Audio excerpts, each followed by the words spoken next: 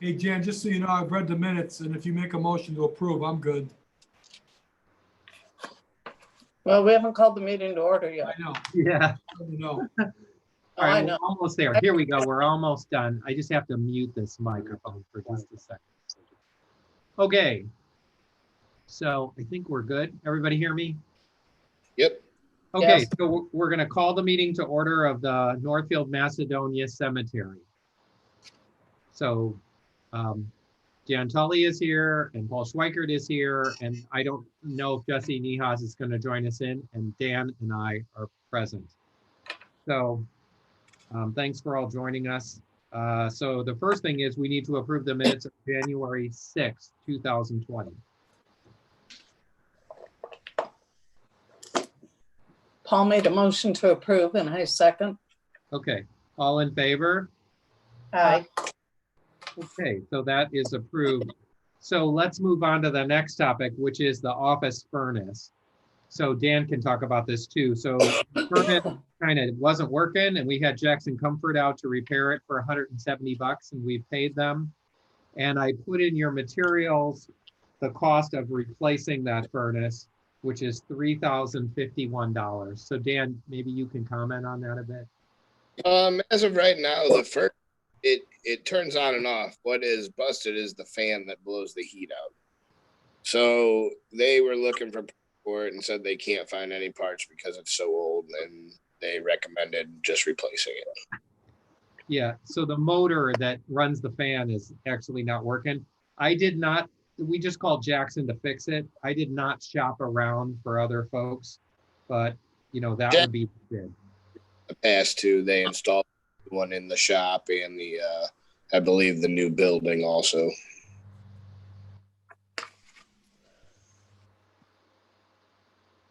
Well, I trust Jackson explicitly. They have done excellent work around our community. So I would I would make a motion that we hire Jackson to replace I'll the second that. office Second that furnace. motion. Okay, and Paul seconds it. So all in favor? Aye. Aye. And the motion passes. Okay, so next is a vehicle for hauling dirt. I think you're both aware of what's happening here. Dan, your machine, I don't know how to describe it, right? It's a handmade dump device, right? Yeah. That's the back of a tractor.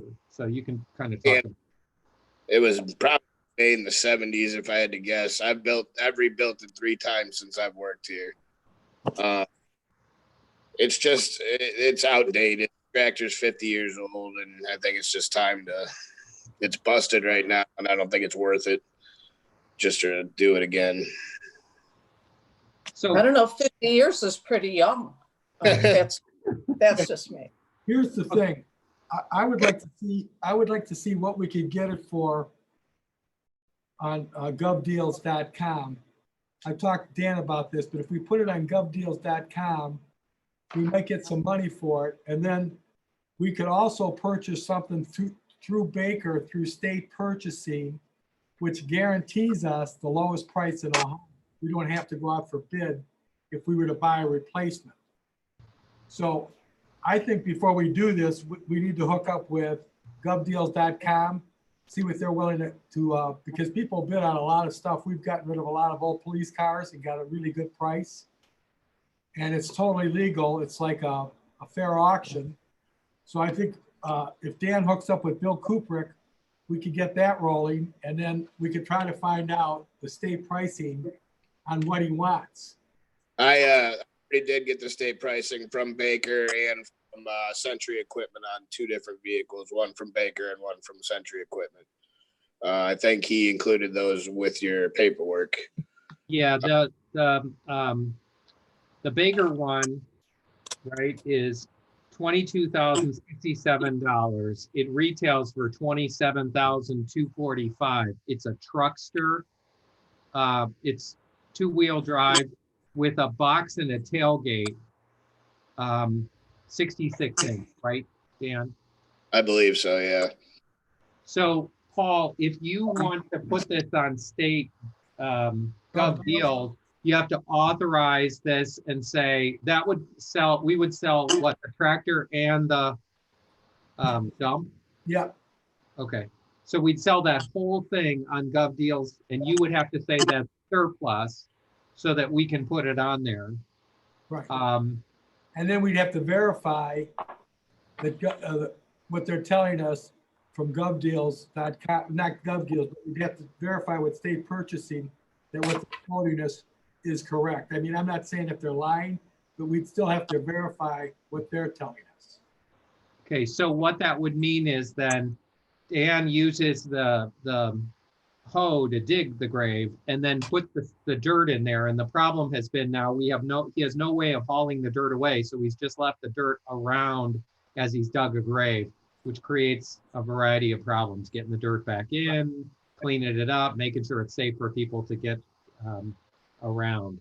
So what we'll do is I'll verify the state purchase price with regard to this truckster, make sure that's the state price. Mhm. And then do you want to authorize the equipment, being the tractor and the dump, to be advertised as surplus equipment on Gov Deals? Yes, and you know what? Dan Rice could probably help you with that. Dan Rice does the posting. Yeah, And if you could probably get Dan to do all that for you, especially with the coronavirus. okay. So does anybody have a problem with that? I'll put it out on the website for sale. And then we'll talk to Baker about what kind of time frame. Is that the right one, Dan? This Baker equipment? I would like to look at the 4-wheel drive just to be safe, especially when we're pulling that much behind it. Okay. So I didn't realize it was only a 2-wheel drive one. They do offer it for that. So I will contact them and get that quote for you. Okay. So why don't we do this? If you guys are okay, we'll we'll accept a motion to put this tractor and the dump on govdeals.com as surplus equipment exceeding $2,500 probably. And then we'll also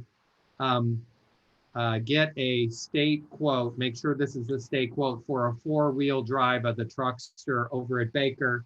And Dan and I will go over and take another look at the equipment that they have so we can make sure that's appropriate with a cost not to exceed, what, 25,000? Is that okay? Understanding that it's probably going to be a little bit more with the four-wheel drive rather than the 2. Yeah, the Toro one is for 4-wheel drive for sure. I think that one came in just over 26. Yeah. Yep. Why don't we make that it's not to exceed 28? That gives us a little wiggle room. Okay. Especially since the one that Dan right now likes is 26. And that's the only reason I like that, because I have used that one in the past at prior jobs when I worked at the golf course. So I a little bit in. When we put this on Gov Deals, we can I say, was going to say, was he digging holes?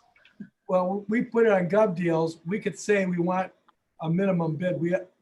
I know we can have Bill look at it, like Bill Cooper could look at it. Jan, your service director could look at it, and they could give us an idea of a minimum bid. So when we put it on Gov Deals, they may say, listen, you should be getting at least $4,000 or $5,000, whatever.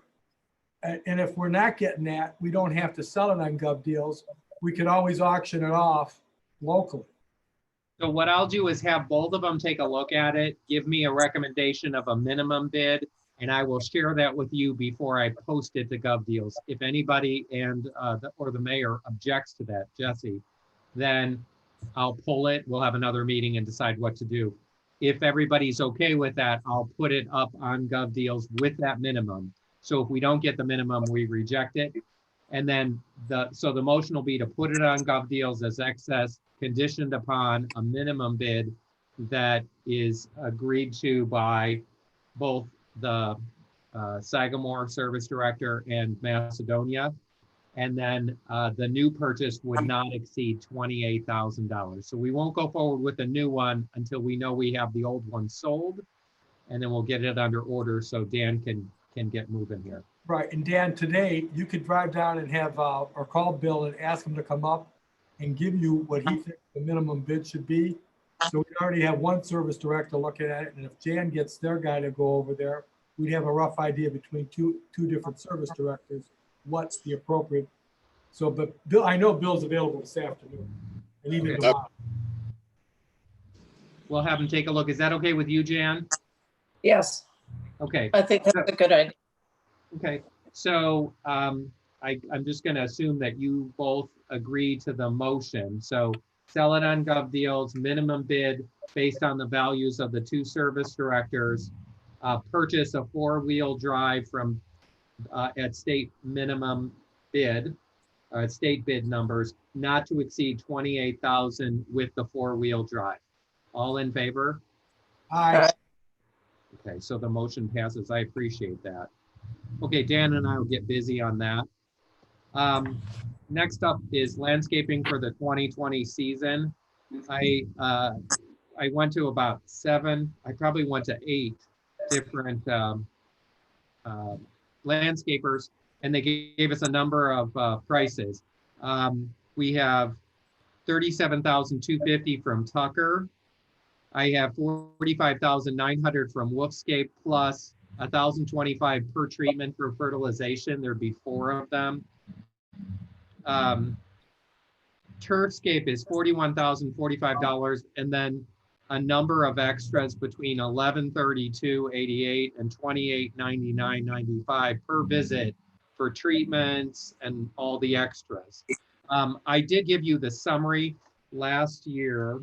Hang on a second here and I'll get it for you.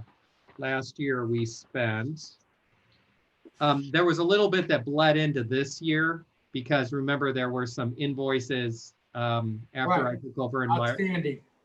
Yeah, so $39,520 is what you paid totally to Turfscape. And we also have a bid from Rossi for $40,000. That would just be for the cuts, not the treatments. So I think the cheapest bid, it's all encompassing, is Turfscape. I'm sorry, is Tucker. And that would be $37,250. That would include basically everything. Clean up in the spring, clean up in the fall, all the cutting, and lawn treatment 4 times. So all the weed control.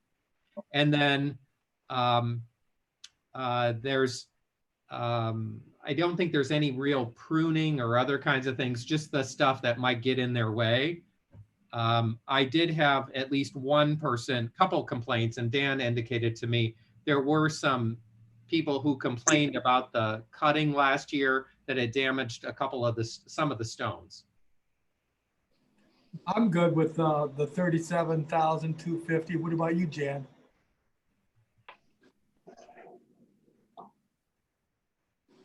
You want to cap it? Well, that's actually the whole price, $37,250. It's an all-inclusive contract. Let me pull it out for you. It has cleanup, pruning. Does it include, and lawn care, right? Yeah, Lawn so care, here's, spring cleanup, fall cleanup. yeah, so here's what they include. It's $37,250. It's the whole season. 8 payments of $46.56 and 25 cents.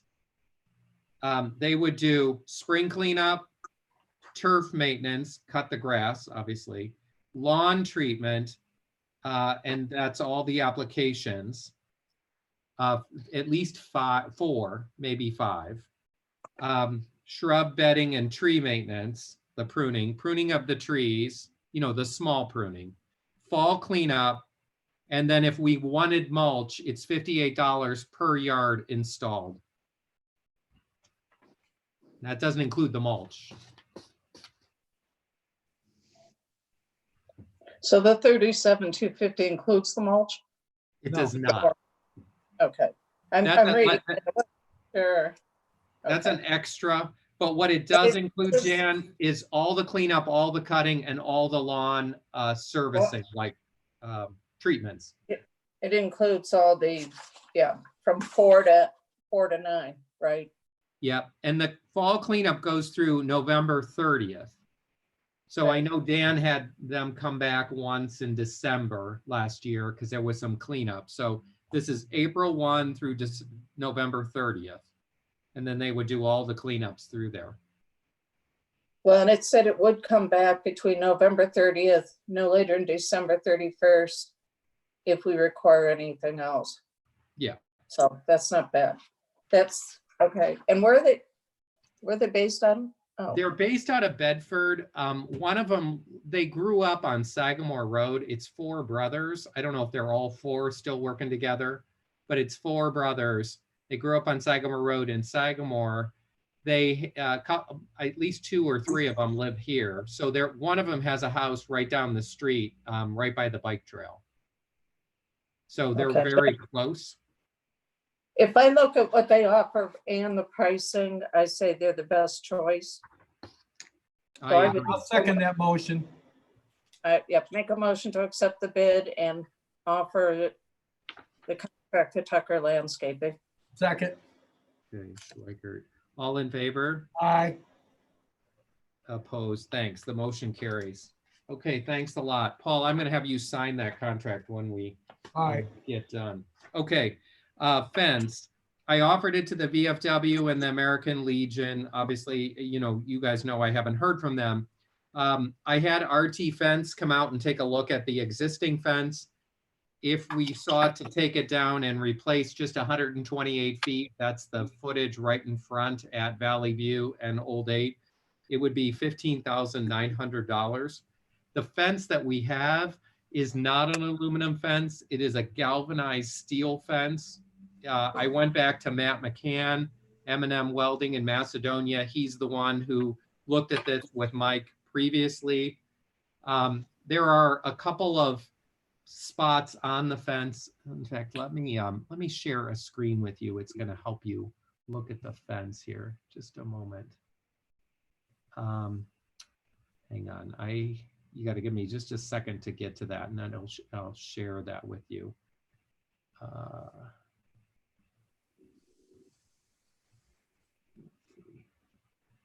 Cancel.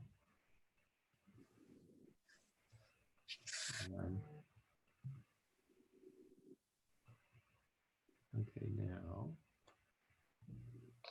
Okay, let's see if I can share this with you, because it'll show you the fence and you'll kind of understand what we've got. Okay, hopefully you're able to see that. Hopefully this doesn't play music. Okay, so there's a picture of the fence. You can kind of see how a couple of them are bent.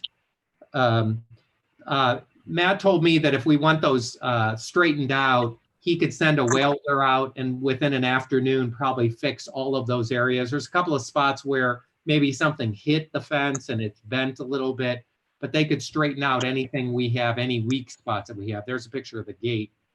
So I reached out to, I know the resolution was to tear it down, but I also went to look at that. We talked about that in January. I looked at what it would take to paint the fence. So I had a rep from Sherwin-Williams come out and take a look at it. What's happened is Mike had it power washed last year. Dan was able to find the bill for me. It was $900 to power wash it. That knocked off most of the paint, but some of this paint is still a little chippy. So Sherwin-Williams has a recommendation on what to do to fix that fence and to paint it conceivably, hopefully. And the two paints are, let me make sure I give you the right names here. There's a primer that is a Pro Searle universal primer, which has some pretty good characteristics. They believe that that would be the appropriate primer for it. And then there's a safety, glossy safety black paint that would go on top of it. They recommend a sprayer, and the cost of the paint that they project is $1,283.65.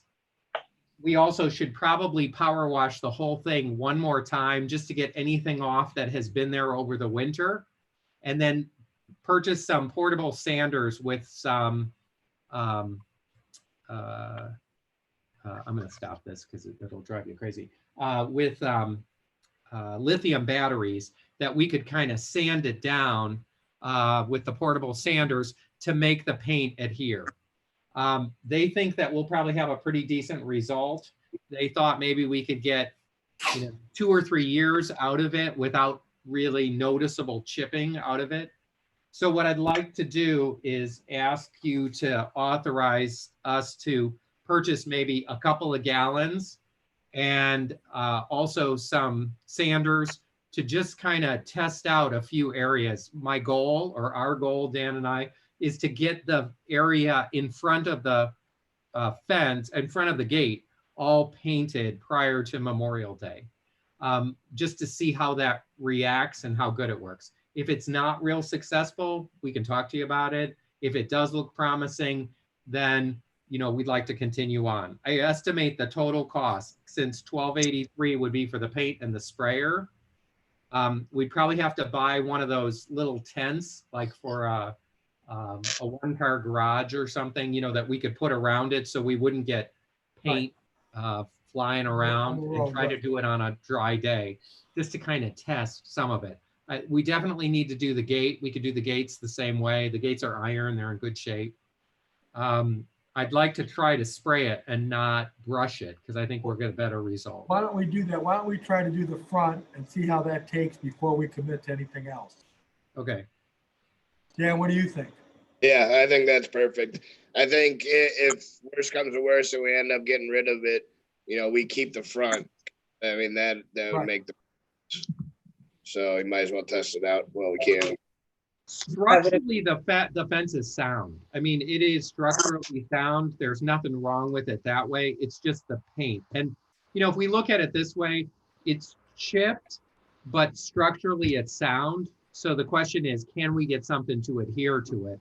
They think we can. He talked to his experts at his research facility. This is what they told us to do. I also want to do that area in front of the office, kind of repaint that. It'll be a glossy black.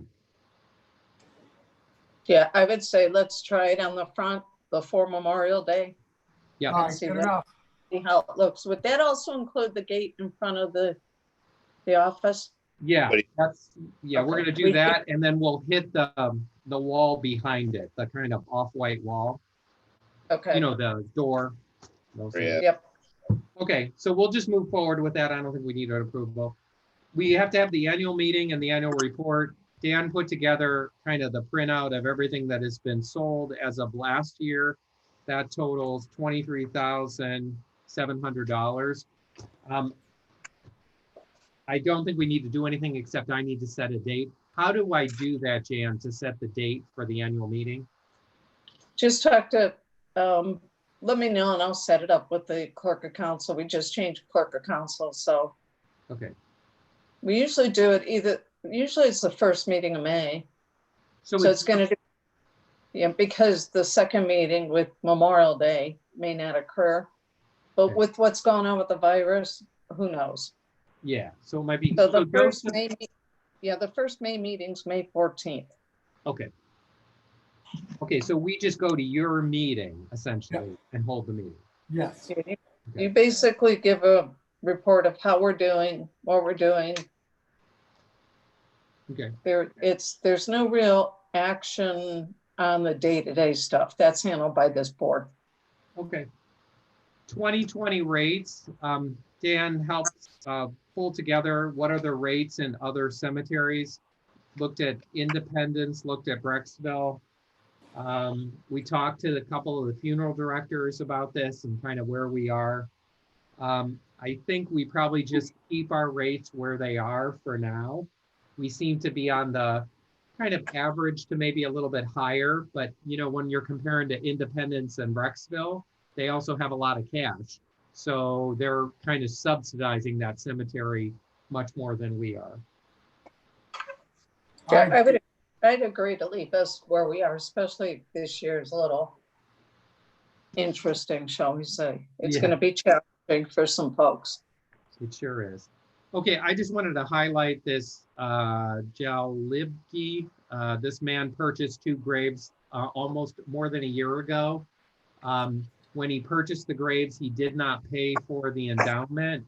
That was caught later on. In the meantime, his wife was buried in one of those graves. I issued the deed to that grave, but Mike wrote him 3 or 4 letters. I included him in here. I wrote him letters. He didn't respond. I sent him a certified letter and said, if you don't do anything, then, and I don't hear from you, then I'm going to refund you the money and get rid of the one grave that has no one in it. I don't want to take someone's grave when they maybe want to be buried next to their spouse, but he's got to come up with the $360. He seems to be ignoring it. So I sent a certified letter. I'll keep you informed. I just want to make sure you're aware of it. When we talk about our grave sales last year, that's one of the graves. So it may be a refund, so we might not have as many sales as you see on that number. Okay. Okay. Last thing is a computer. Dan's computer is from a long time ago. 2006. What's that? 2006, the year I started. I think we got a month after I started. Okay, so that would be at least 14 years ago. So what we need to do is at least update his computer. I'm still using the other computer and I'm okay, although it's not terrific. And Dan told me that Mike used to talk about that too. If you unplug it for about 5 minutes, it completely shuts down. So I'm just going to keep working with it. How old did you say this computer is? Well, 98? No, Yeah. 2006. Yeah, we need a new one. I Yeah. authorize that we go ahead. And I like your idea at the 2,000 to buy an iPad or a Mac. Yep. Amen. Yeah, Mac I has. have one of those. That's why I know it's not going to work. I'm good, Jeff. I second it. Okay. Although thanks. I don't have a flip phone. Well, let me tell you what we're doing. There's a new iMac Pro coming out, or iPad Pro, and Right. what it'll allow is a keyboard. It'll really function as a computer. For Dan's purposes, it'll be great. He can take a picture of anything, email it, all that stuff. So it might be Yep. more convenient. So I appreciate it. So Jan and then Paul move for that. So all in favor? Okay. So for I don't know why he can't just use pencil and paper. Oh, wait, we were trying to get away from deeds being on paper too. At some point, we'll have to figure out how we do that. Yeah, I don't know about that. Those deeds are from the 1800s. It's pretty cool. Yep. I know. It is very cool. Okay, so we are through this part of the agenda. For purposes of anybody watching in the public, we need to go into an executive session. Give me a second here. I'm looking for my. I move that we go into executive session. I'll second it. Okay, but we have to say the purpose, and the The purpose is to reason is consider for, the purchase, sale of real property. And so we're going to go into that purpose, and I'm going to stop the live stream. So give me a second. Right. And then for purposes of the public, we'll come back after the meeting and say what we've done. So, okay. So all in favor of that, Paul, Aye. Jan? Aye. Okay, so we're going to go into executive